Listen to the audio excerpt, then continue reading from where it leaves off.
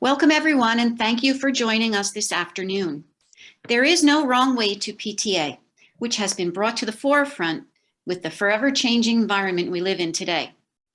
All of our PTA leaders have been challenged to think outside the box and to be flexible to deliver valuable programs and services to our children. PTA leadership starts with the nominating committee, and we are glad you are here to learn more. Next slide, please. This is our agenda. It looks quite lengthy, but it is full of lots of information that you need to accomplish the job of the nominating committee and elections process within your PTA. So we will touch upon the purpose of the nominating committee, forming the nominating committee, work and best practices for a successful nominating committee experience, electing the slate of officers. We'll show you where to find resources to support all of this good work, have a Q&A period, and then close out our training session. Next slide, please. My name is Lisa Falco. I am the New Jersey PTA Vice President of Leadership Development. And with us today, we have Candy Fredericks, our New Jersey PTA President. Candy, would you like to say a few words? Hi, everybody. Welcome. And I hope you get a lot out of this. This is an important committee, and I know you're going to do your good work in selecting a good slate for your PTAs. Thank you. Thanks, Candy. So as we move through the presentation, please enter any questions you have in the chat box. Rob Achera, who is also with us and clicking the slides forward for me, is our New Jersey PTA Director of Board and Member Services. He's our office employee. He will answer questions as we go along or point them out to me, and I will address them at the moment they come into the chat box.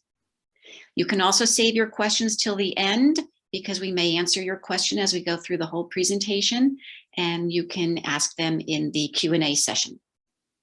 Also know that all attendees today will receive a certificate for completing this training, the slides that you'll see here on the screen, and links to all of the resources referenced in the training. And you should have all of that by the middle of the month, we'll say by February 15th. So with that being said, click on to the next slide, please. This is our local PTA nominating committee, elections and voting training. Next slide. We always start with our PTA mission, which is to make every child's potential a reality by engaging and empowering families and communities to advocate for all children. Next slide, please. To accomplish this mission, PTA is a powerful voice for all children, a relevant resource for families and communities, and a strong voice for the education and well-being of every child. Next slide, please. The values PTA looks for in our members, and especially in our leaders, are collaboration, commitment, accountability, respect, inclusivity, and integrity. Next slide, please. So we start with the nominating committee purpose. The nominating committee's purpose is to find future leaders and carry out the mission, vision, and values of PTA as we reviewed in the previous slides. The purpose is to ensure fairness to all members seeking an elected position. The most important word in that statement is fairness, so that the process is fair to all members. To provide consistency from election cycle to election cycle, and to set expectations for your members. These purposes are what ensures that your committee from year to year will do procedures and perform in the same way, so that every year seasoned members and new members will all understand exactly what happens during this cycle and how they can be a part of it, either from the nominating committee side or from putting their name in to be a candidate for a position that's open. Next slide, please. It all starts with our local PTA uniform bylaws. You should all be aware now that July 1st of 2021, we went to a uniform bylaws approach with a companion document called the Standing Rules. All PTAs in New Jersey have the same bylaws, therefore the word uniform, and your standing rules then define those bylaws for your particular local unit. Bylaws are the governing document of your organization and contain the rules and policies for running a PTA, and they speak specifically to the nomination and election process. PTAs must follow their bylaws as part of the New Jersey PTA's local PTA Standards of Affiliation Agreement, and all members of the PTA Board of Directors and Nominating Committee should have a copy of the bylaws and be familiar with them. If you need more information on bylaws and standing rules, you can visit newjerseypta.org/resources hub, or you can contact the office at njpta@njpta.org. The uniform bylaws and a standing rules template are what are available on the Resources Hub and can walk you through the process of creating your standing rules if you have not done so far. Next slide, please. So where do we find these references to nominations and elections in the uniform bylaws? They are starting with Article 8, Nominating Committee, Election and Duties. Next slide, please.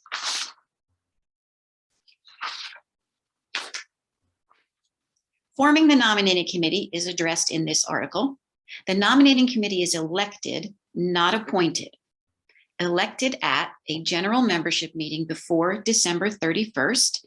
The December 31st deadline is something new in the uniform bylaws. So if you did not do that, please elect your nominating committee as soon as possible because they will need time to get their job done. The nominating committee must have at least 3 members and 1 alternate. When you have your election at your general membership meeting, if 5 people are nominated to serve on the nominating committee, you'll have an election. The top 3 vote getters will be the committee. You can then decide if the 4th vote getter is the alternate, or if you'd like to have 2 alternates, your 4th and 5th vote getters could both be alternates. Some of you may have different numbers in your standing rules. This is the least amount you can have for your nominating committee, so be sure to check your standing rules. We do have some PTAs that have 5 members and 2 alternates officially. Any current member of your PTA is eligible to serve on this committee, except for the president. The president needs to know, and why you've been specifically invited here, what the processes and procedures are, so they can advise on those things, but they cannot sit on the committee and review nominees and select the slate. And the committee will elect its chair when they meet first. Next slide, please.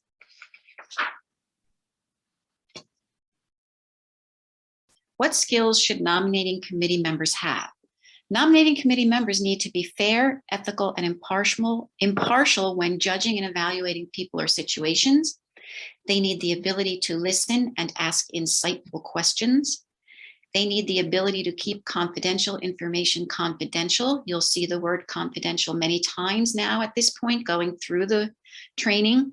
Confidentiality for the nominating committee is law number 1. You will be discussing people and their qualifications for jobs. And when people submit their name to the nominating committee, they need to know that that information will be kept confidential by the committee. You need to understand the PTA mission and purposes, and you need to understand how to build skill sets by a position. And that basically means that you need to know how in your conversations in the nominating committee, you can look at a person who you may not know, but from what they've submitted to you, you can start to try to understand, do they have the basic skill set that they can build upon to hold, say, the president position? Next slide, please. We also want to always remember that great leaders inspire others to take action, to flex their style to match a situation, and to transform potential into reality. Next slide, please. We now get to the nominating committee duties, which is sort of the meaty part of the discussion here. These are also addressed in Article 8, Nominating Committee, Election and Duties in the Uniform Bylaws. The job of the nominating committee is to solicit nominees from the general membership. Today, we have mostly self-nominations, meaning that people will self-nominate themselves and submit their name to the committee, as opposed to Lisa Falco nominating Rob Achera for the office of president via letter to the nominating committee. Both ways are still fine, but please let your membership know that self-nomination is okay and gratefully appreciate it. Your job is to evaluate all of those nominees that put their name in, even if there's only one name per position. You still want to have a good conversation about, is this the right person? Because we don't want to fill the spot just because we have a warm body. We want to make sure that that person is eligible and is responsible and does have those qualities to be a good officer for our PTA. If we agree as a committee that they do not, we have two choices. We don't put them on the slate and we leave it vacant, not the best choice, or we actually go out and solicit, as the previous bullet said, seek out a qualified candidate and ask them to submit their name. Your job is to select one qualified nominee for each officer position. So again, even if you only have one person per position, you want to still select them via a voting process. It seems a little silly to say it that way, but that is the job of the committee, because in that process, if you have a 3-person committee and Lisa does not feel that Rob is the best candidate, she certainly has the right to vote no about placing him on the slate. Obviously, if the other two committee members vote yes, then he's placed on the slate. It's a majority rules. That's why there's an odd number on the nominating committee. Your next job, once you have your slate set, is to secure written consent from your slated nominees. In today's world, written consent means an email. That's fine. You can send one to the candidate. Do you accept the nomination? They will respond, yes, I accept the nomination. That is considered written consent. Next is to notify the membership of the slate with at least 30 days notice prior to the election meeting. We'll talk more about that a little bit later down in our agenda. And then to notify the membership of the procedure for submitting a letter of intent to run from the floor. And we'll go into that a little bit more in a minute. Next slide, please. So where do we find all the elections info? Because it's greatly tied into what the nominating committee does and the timing of things that the nominating committee does. Elections info is found in Article 9, Officers, Section 1. It speaks about the elected officers. Your bylaws state now, all bylaws state you have a minimum number of officers elected. That is 4. You must have a president, a vice president, a treasurer, and a secretary. Some of our PTAs have 2 secretaries, a recording and a corresponding secretary, and some have multiple vice presidents, depending on how they're structured. Those designations will be in your standing rules, and you need to go look at your standing rules so you know exactly how many officer positions you are filling during this election cycle. Article 9 refers to the eligibility requirements, that you must be a member for at least 15 days prior to the election. It talks about election timing. All units must have their elections in April, May, or June. Again, your standing rules will clarify for your PTA which month you have chosen, and your standing rules will also clarify whether you have 1 or 2-year terms.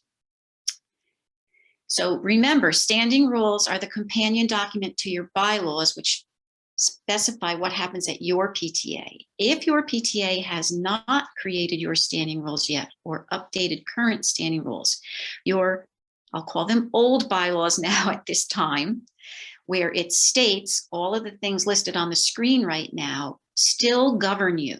So if in your bylaws that used to be reviewed every 3 years, you have a May election meeting, that's what you're going to go by, because you don't have standing rules yet that either continue to clarify May as your election meeting or have maybe chosen April or June now. So make sure you do all of your research on all of these points before your first committee meeting, because they will all be very important as to how you move forward. Next slide, please. How do we recruit parent leaders? Well, we consider announcing the openings and officer positions through any and all available communications channels that our PTA uses.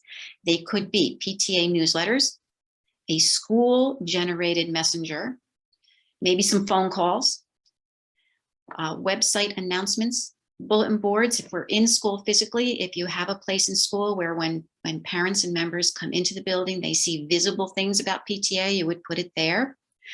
In person at PTA under staff meetings. We know we're not mostly in person at this point, but these are things to keep in mind when we go back to tradish. And to announce them through Member Hub. Member Hub has the great capability to email all of your members at once, and to set those emails up with specific send out times. You can create newsletters in Member Hub, so that's a great resource to you. The point here is that you want to use all of your communication vehicles, because we don't know who looks at what anymore.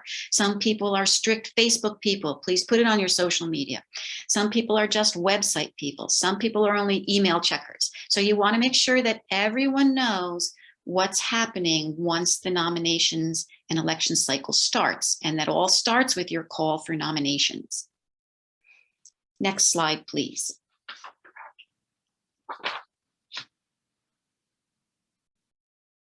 So now we're going to move into the actual business of the nominating committee in a little bit more detail.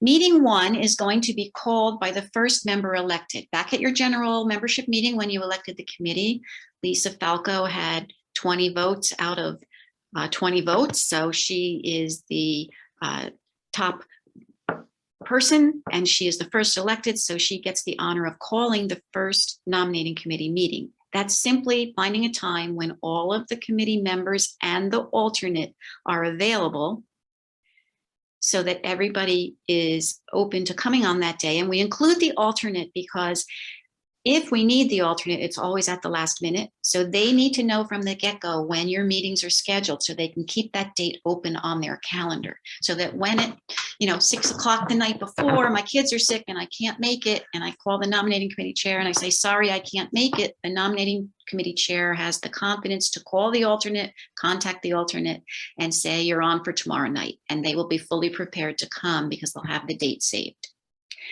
At this first meeting, the committee will elect a chair. It's, there is a relative term in a way. One of you may just very well volunteer to be the chair. If 2 of you want to be the chair, then we're going to have a vote and one of you will be elected. That is really up to your committee the first time they meet. At this meeting, you're going to create your nomination form. So you need to have a vehicle to send out to all of your members that captures some basic information about the candidates, because you don't know everyone in the PTA. And we can't count on the fact that our current officers will be submitting their name again for their current position or possibly another position. So you need something to go by. So you just simply send out a brief form asking a candidate for their qualifications. Why do they think they would be the best person for the job? What other relevant experience might they have? For example, maybe a Girl Scout troop leader might be a great skill set to translate into a PTA officer. Maybe when people sit on other board of directors at other charitable foundations or organizations, they might be a great candidate. All things to help you evaluate each candidate when you actually get to meeting number 2. Of course, you're going to have your own personal knowledge of the candidates, and you should share that in all honesty, with the known fact that what you say will be, and you see it at the bottom, confidential to the committee. The worst thing a nominating committee can do is start talking outside of the committee what was said about individual people. It will not end well for your PTA.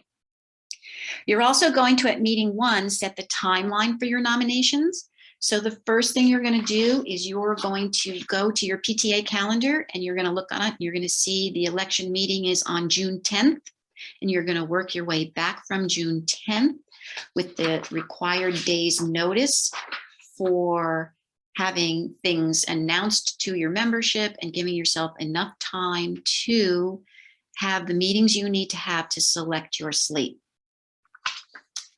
Just going to check my notes one moment. Okay, so meeting number 1 is done. The nomination form is out in the universe with a required turn it in by date.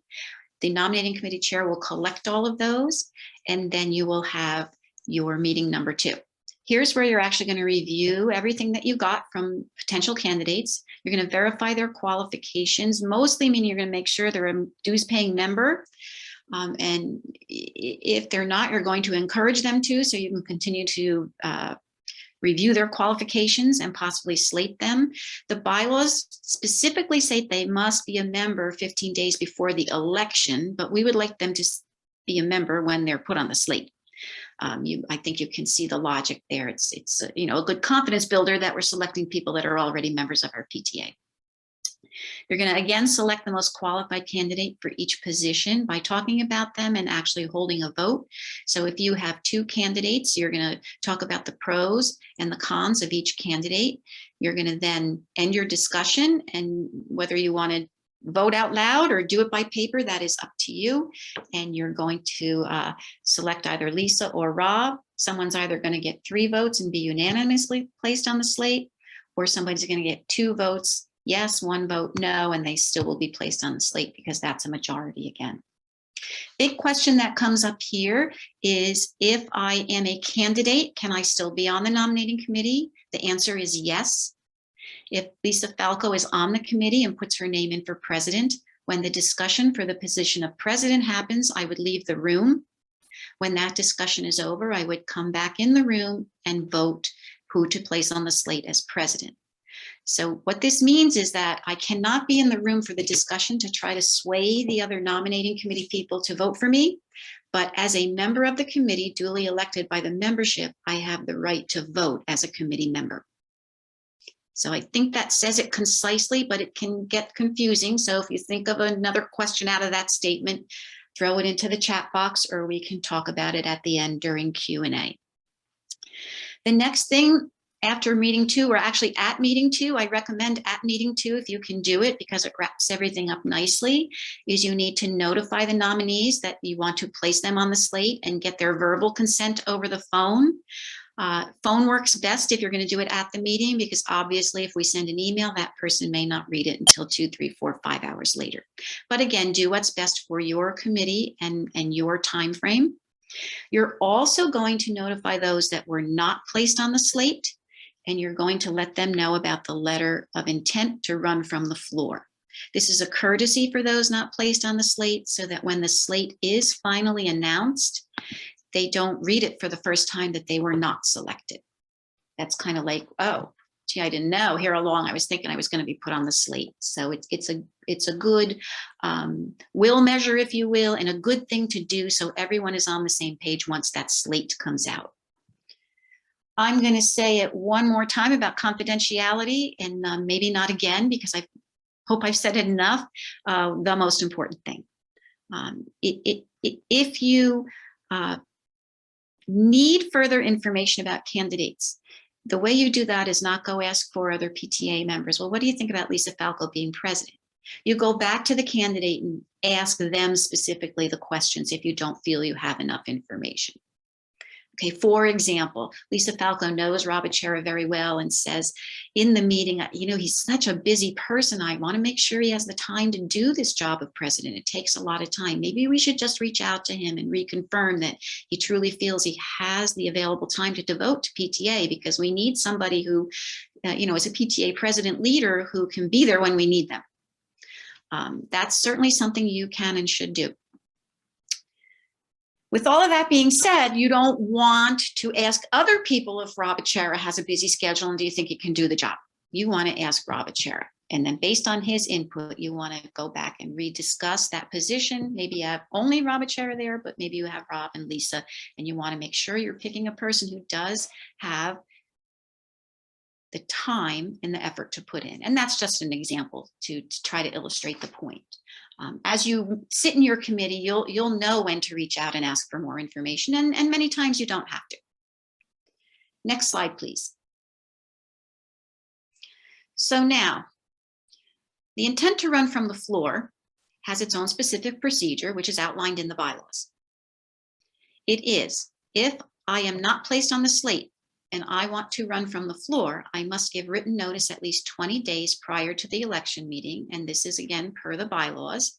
So you want to state when you announce the procedure, if you would like to submit a letter of intent to run from the floor for any of the open positions of president, treasurer, you must submit your letter by April 15th.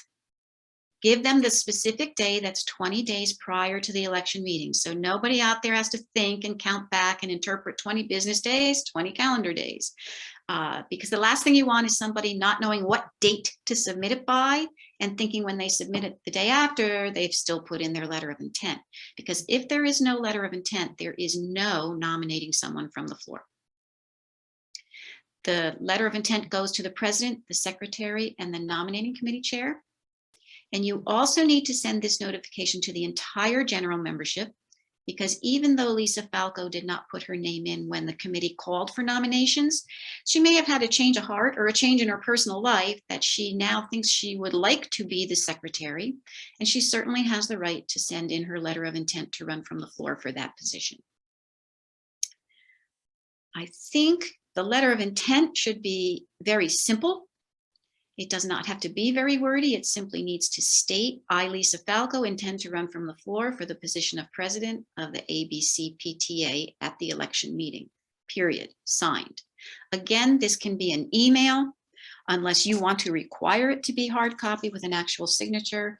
But as we all know in today's world, electronic mail is basically replacing hard copy mail. So that again would be up to your committee to decide if you will accept the electronic letter of intent. And that is pretty much the nominating committee summed up in a few slides. So I see we don't have any questions yet, which I'm not sure if that's good or bad. I'm hoping that you're just listening intently and maybe jotting them down for the end when we get to the end of the elections and voting process. So we'll move on. The elections and voting process is also extremely important, of course, for your PTA, and you want to make sure that it's per policy and procedure, so you never have to go back and redo an election because you did not do something by policy and procedure and a member calls you out on it. So next slide, please. We talked a little bit again about some of these things in the process of the nominating committee and preparing for the nominating committee, but your election meeting month will be determined by your standing rules, and it will be by month, and then it will be the date, specific date will be determined by the officers and announced at the beginning of the PTA year when your president distributes your PTA calendar for the year. That is one of the president's responsibilities, is to set the calendar for the year with all of your meeting dates and as many events and functions as you have lined up and confirmed in September, so that all of your members and parents will know what's happening when. And so that calendar will definitely include your election meeting, and that would be a general membership meeting.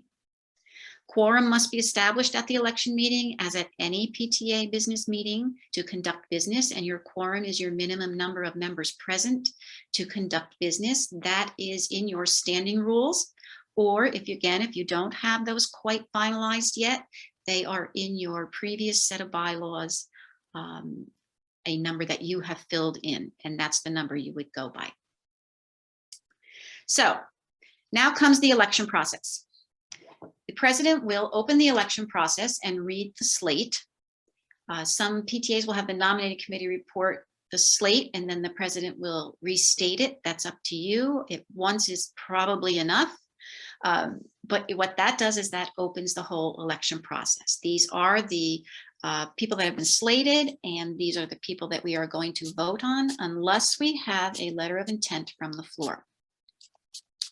So there are two types of elections that can happen. If we have a slate and no nominations from the floor, no letters of intent, we can vote the entire slate at once by voice vote. And that is simply the president will say, all those in favor of the slate as presented by the nominating committee, say aye. All those opposed, say no. Done. At any time, if a member requests a ballot vote, even when there is only one candidate per slate, you need to do that. And we're going to talk about ballot votes in a minute. Most of the time that does not happen, but sometimes if someone has the desire to vote no, even on an uncontested slate, they don't want to do it in the public eye. And they have the right to ask for the ballot election. If you have nominations from the floor, meaning you have a letter of intent to run for treasurer from Lisa Falco, and that's the only letter of intent you have received, you can dispense with the other 3 positions by voice vote, as discussed just now, and then you would take the treasurer position separately. So the voice vote is done, the other 3 officers are duly elected, and we will now deal with the treasurer position, state who the slated candidate is again. The letter of intent nominee will nominate themselves when the president opens the floor for nominations, get a second, and they will now be on the slate as a nominee from the floor. We now have what we call a contested or ballot election. Contested is kind of a negative term, but it simply means there's more than one person running for a position. And at that point, you're going to start to conduct your ballot election. Now, prior to the election meeting, when you know you have letters of intent, you need to come prepared for the ballot election. What that means is, prior to that meeting, the election meeting, the president will appoint 2 tellers and a judge of elections. They have a specific job. The tellers will hand out the ballots and collect the ballots. Once the voting is done, they will take the ballots to another room and count them, and the judge of elections will go with them to make sure that that is all above board. So the president wants to appoint people that they feel obviously are trustworthy and will do this job and do it well and do it correctly. We talked about the procedure and agenda already, which is nominating committee report, restate the report, call for nominees from the floor, and start the election process. Next slide, please. Remember, only members in good standing for 15 days prior to the meeting where the elections take place will have the privilege to vote, and this is per Article 5 membership and dues Section 7. So as in every meeting, it is important that you take attendance, but maybe even more so in an election, especially if you have a contested election and a ballot vote, because counts become extremely important in that situation. We talked about 1 nominee for each office in a voice vote, and we talked about more than 1 nominee for each office in a ballot vote. I guess I got a little ahead of myself. I forgot the order of my slides. We did not talk about, to be elected, a candidate must get a majority of the vote, which is half plus 1 of those in the room in voting. The teller would give the count of the vote to the president to announce. And the one thing that you really should do is take a motion to destroy the ballots. Usually we recommend 30 days. At the end of the 30 days, the secretary who will be holding the ballots can destroy them. The reason for that 30-day period is any of the candidates who were part of the ballot election have the right to see the ballots and count them for themselves if they so choose. I have seen it happen once. It was an extremely contentious situation, and it was a 1 vote that made the difference. So I can only stress to you, it's very important to do this process and do it well if you have this ballot vote situation going on. And of course, the election report would be included in the minutes. It would refer to either voted by unanimous consent or voted by a margin of 2 to 1. Robert Achera was duly elected the treasurer.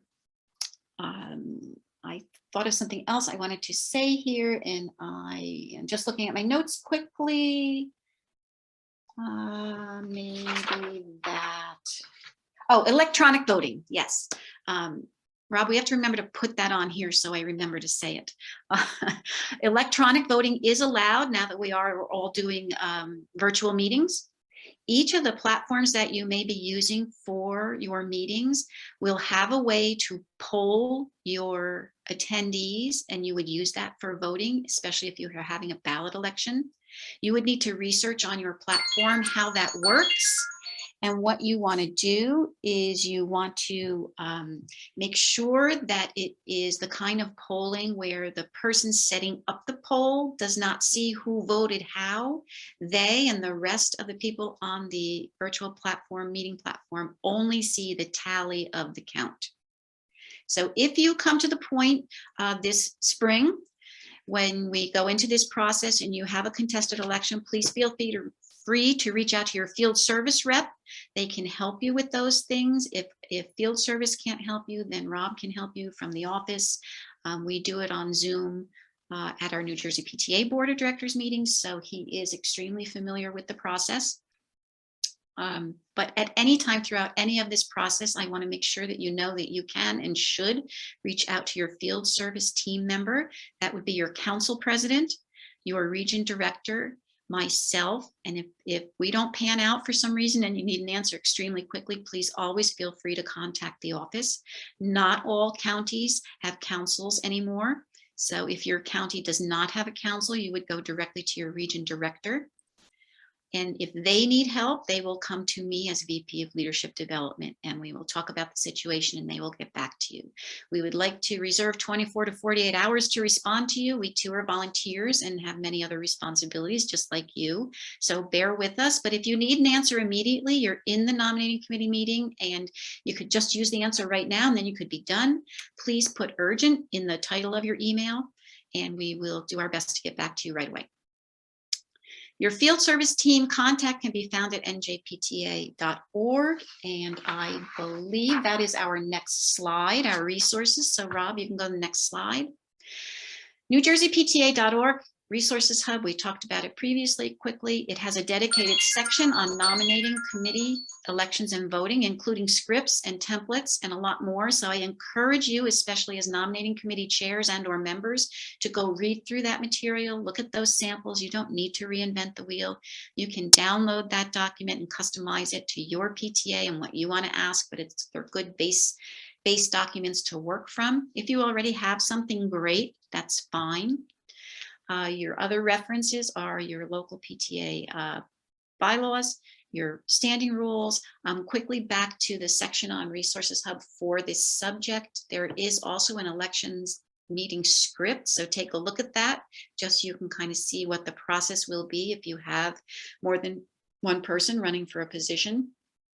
As I've said before, the New Jersey PTA office is a great resource. The field service team is a great resource. Go to that link there that you see on the screen for field service. You'll find your county and it will tell you who your contact is.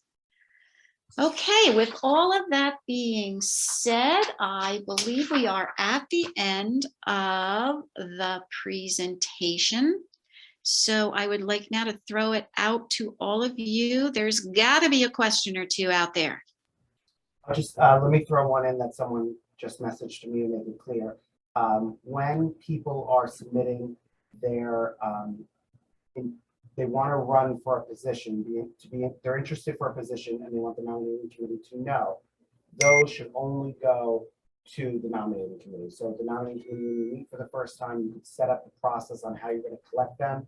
You know, used to do an official letter in like the PTA box, but you maybe set up a special email or just send it to the chair and the chair can share it with everyone on the committee. But those shouldn't go to anyone else because the deliberation, like Lisa said, of the nominating committee is confidential. So no one else should know that someone is interested for a position until the nominating committee chooses them if they do.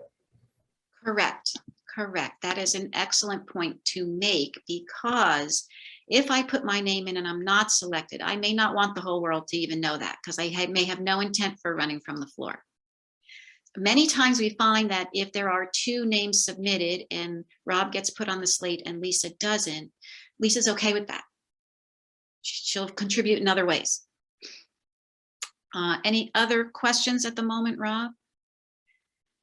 Okay, one other thing I would address is when you're in your nominating committee meeting and you're discussing candidates, and you have two candidates for president, but no candidates for vice president. Once you take your vote as to who you're going to place on the slate as president, feel free to reach out to that other person and say, you've not been placed on the slate for president, but the vice president position is open and we have no candidates. Would you consider taking the position of vice president? That's part of your responsibility to seek out, find the word solicit, which is actually in the bylaws, viable candidates for these positions. You kind of don't want to let somebody get away that had enough interest to put their name in to be an officer of the PTA. So in that scenario, you could very well fill the VP position easily, because Lisa might say, hey, that's a great idea. If I'm VP for a year or two, then I put my name in for president, I'll be an even better candidate for that. So don't miss those opportunities. If you have, 3 or 4 people putting their name in, and you select one and you fill a spot that didn't have any candidates with a second person, also don't let those other 2 people go. When you tell them they haven't been selected for the slate, thank them for putting their name in.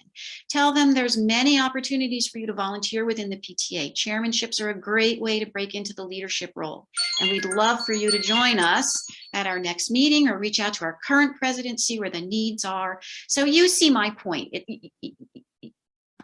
Most people put their name in to be president, vice president, treasurer, secretary of the PTA, because they really do want to contribute at that higher level. So when they get turned down, or sometimes rejected in their mind, you don't want them to go away unhappy. You want to keep them, keep the hook, right? And get them to stay as involved as you can, because you're going to need more officers next year, and the year after, and the year after, and the year after. With that being said, one other item that came to mind is, if you stagger your elections, if you elect your president and treasurer in one election cycle in the odd numbered years, and your secretary and vice president in the even numbered years, you want to make sure that that's in your standing rules now, and that you know which election cycle you are in, because you want to make sure you're looking for the right candidates. Okay, and don't assume that because Lisa Falco was treasurer last year, she's going to automatically put her name in. She still needs to put her name in, and you still need to talk about her in terms of, hey, she's been treasurer for years, she did a great job, this is almost like a no-brainer. There's, there were many issues, and we really want to think about, is she still the right candidate for this job? I see now other questions in the chat box. Electronic voting again? Sure. So electronic voting, all of the platforms that you're using, whether it's Zoom, Microsoft Meet, Google Meet, I don't know all their names, they all have some kind of function for what's known as polling, which is really voting. Okay, so it's where you, as the administrator or the host, will set up a question that says, please vote for one candidate, and then under that you would list Rob Achera, Lisa Falco. It'll have a box next to it or something. Your attendees will click the box, click submit, and that vote will automatically go back to the host or the administrator of the platform. Your platform will tell you how to do that without having it go back to say, Lisa Falco voted for, Rob Achera voted for. It will just show that we both recorded a vote, and then in Zoom, how it works is Rob will then put up the results of the poll, and it will say 10 for Robert Achera, 2 for Lisa Falco. And then we know that Robert Achera was elected. Does that answer enough of the electronic voting question, or is there more? Don't use the chat, because the chat's not confidential. Come to the winner if you want. The ballot vote in a in-person setting is all confidential, and that's what we want to replicate in the virtual world, because people are very hesitant to vote for or against someone when someone else can see their vote. So it is not the chat box, definitely not the chat box. What else? So Elena, did you have a question you wanted to ask? My question was just, if there was like a place on the website that you go to get all the different positions that are available for each PTA board, and as well as descriptions. So there are very, very basic descriptions in the uniform bylaws. The president presides at all meetings, period, kind of thing. Where the fuller job description comes from is actually within your PTA, within your standing rules. You're going to define what your president does outside of the standard presidential duties. However, if you go to the resources hub and you type the word president in the search box, and the search box is great. We didn't have that at the very beginning, so that's just a great tool. It'll take you right to anything and everything you need to know about president. So within there, you'll see a list of the basic presidential duties. But correct me if I'm wrong, Rob, but we don't have a standard job description, like a classic job description for each position. Not detailed ones, no. We don't, right? Because basically what will happen is local units will take those pieces, those standard pieces out of the materials on the resource hub and add to it at ABC PTA, the president also checks the mailbox once a week. Something very unique to what's happening within you. So you may have a PTA where you have multiple vice presidents. That would change the president's job description a little bit, because those vice president job descriptions will become a little more meaty now as to their specific function, or if they're a vice president for the lower elementary school and a vice president for the upper elementary school, that are incorporated into one PTA. Okay, I just wanted to, because so we have that, but we have like basic positions. And then this was my first year as president, so I'm kind of feeling my way through everything. But I started hearing more and more, oh, there's a position as, for bylaws. I'm just trying to beef up our PTA as much as possible because we need a lot of help. So the only elected positions are your officers. Okay. Okay. Again, the basic 4 in the bylaws, or if you have more in your standing rules, however many you have, those are your elected positions.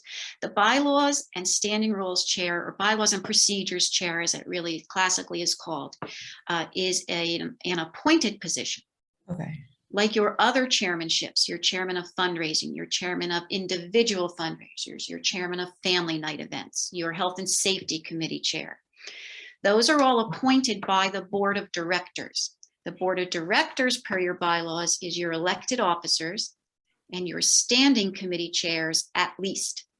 The standing committee has a purpose all PTA year long. So if you have a chair of fundraising, that's a standing committee because you fundraise all year long.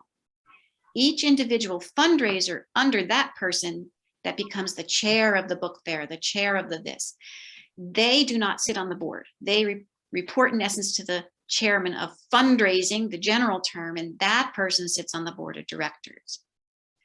Okay, the nominating committee chair is not a member of the board of directors because the nominating committee is a special committee. It has one function and one function only. When the function is done, it disbands.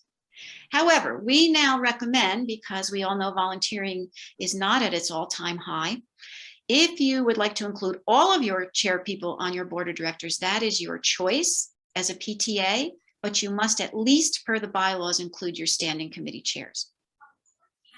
Now, to get chair people, that might be your next question, is you follow a similar process to this nominating process. Is you put out a request to all of your members and you say, hey, these chairmanships are open. If you think you'd be interested, let us know by however method you choose. Again, a little form to send their name in with why they're good, or just simply send your name.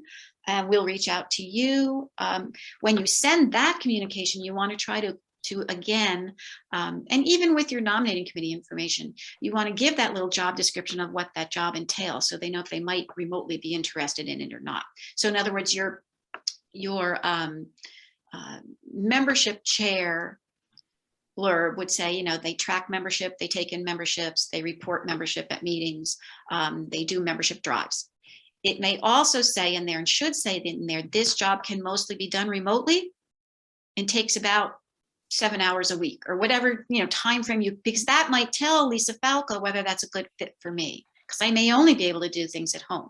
I may not be able to come physically to the place when we're all back physically more often and run the book fair. I can't do that. My schedule doesn't allow that. So the more information you can give people when you're asking them to hold leadership positions, whether it be chairmanships or officer positions, the better off you are, because then that gives them a real gut feel for, is this right for me or not? Does that answer? Does that help? That's a quick bylaws primer. Yes, it is. Thank you. No problem. What other questions? Another question that came in was, if a current sitting officer whose term is not up, you should look at me, whose term is not up would like to run for a position, how would that work? If their term is not up, they would submit their name like any other. If their term is not up, they're still the officer. I'm not sure if I understand the question. I know what you're asking. Yes, the secretary would like to become the president. And the secretary's term is not up yet. Secretary's term's not up, but now Okay, they have so- alternating terms. Yeah. The secretary would put their name in for the position of president when the nominating committee calls for nominees. The bylaws state that no one can hold two offices at the same time. So if the secretary is placed on the slate and is elected to the position of president, they would resign their position of secretary at the end of that PTA year, and they would become the president on July 1st of the next PTA year. On July 1st, you will now have a vacancy in the position of secretary. That's filled a little bit differently from the nominating committee process, and that also is addressed in Article 9, Section 2, officer vacancies. What would happen then after July 1st, your new set of officers will sort of get their act together a little bit before they do this vacancy filling. And say maybe by August 1st, they would send out to all of the current members and possibly last year's members who will probably join, but maybe didn't yet by August 1st, that there is a vacancy in the position of secretary. Again, you say, what does this tell them what the secretary does? If you are interested in filling this vacancy, please send your name and the little form attached to the president, the current president, if that's who you choose, or the current vice president, if that's who you choose to get them. You will then get, say, one name. If you feel that person's qualified, at a board of directors meeting, you will vote them in by majority vote. It does not go back to the general membership. This is all in the bylaws, so you can read through that little clause and get it clearer in your head again. If you have more than one candidate, you'll have a mini election at your next board meeting, and you'll elect a secretary. And again, all those kind of things, you know, if I get elected at that board meeting and Rob doesn't, please, I'm sure he'll be there. Tell him, hey, we're so happy you put in, but would you consider being the book fair chair? Because we really need somebody there. You know, and again, 9 out of 10 times you'll get it. Well, let me think about it. And they'll eventually do it. But, you know, some people may say, no, I only want it to be secretary because that fits me, and I'll try again next time. Did that answer that question, I think? Enough? If you come up with a vacancy any other time in the year, it goes by that process in the bylaws, and you should read through it. But if you're not sure, reach out to your field service rep and let them walk through the steps with you and the logic with you, because really, I have to tell you, everything in this process is really goes along common sense and logical steps. So when you really sit down and think about it, right now, some of your heads are spinning because it's a lot to take in at 1 half-hour, 45-minute sitting. You'll see that it is very well thought out. You just have to really do the steps in the right order, so that you don't have to ever backtrack and try to go and correct something. I have to take this phone call. So Rob, can you finish up with questions for a minute, and I will be No back problem. in you. There was another question to just review the timeline for the nomination process. So as per, let me see if she has a slide in here. As per. Thank you, everybody. No problem. As per the slides that Lisa put together, when the nominating committee meets for the first time, you guys can decide how you would like the process to run, how long until the deadline. You set the timeline for nominations. What we usually recommend is, so the election meeting must happen in April, May, or June, and the nominating committee must report at least 30 days before. So if your elections are in April, say your election is on April 15th, your nominating committee must report, meaning send out an email or report at a meeting by March 15th with the slate. So you want to give your committee enough time to collect names, review names, also maybe have some extra time if someone doesn't put in for position to maybe, you know, talk to some people to want to be interested in a position like that, or one of the open positions. So that's why our bylaws, your bylaws do require now the nominating committees be elected by the December 31st, so you have plenty of time to make sure that happens. If you didn't elect a nominating committee yet, it's okay. Make sure it gets done at the next meeting, and then you could just work backwards. So if your elections are in June, your slate needs to be announced in May. So then you have obviously February, March, and April to work as a nominating committee.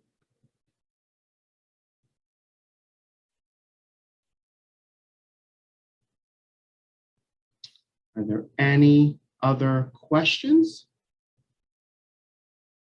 I would just add to that, that you may need more than one meeting to review your candidates and talk about them. That's you won't know that until you're in the room and you have one piece of paper in front of you or 17 pieces of paper in front of you. So you know, these are basic guidelines as to what happens. The other thing that I wanted to mention, and it went out of my head, so I'm sorry, forgive me. We'll come back as soon as we all hang up. Well, we're just about at the 1 hour mark, which we said we would stay to. So if there are no other questions, we'll call it a day.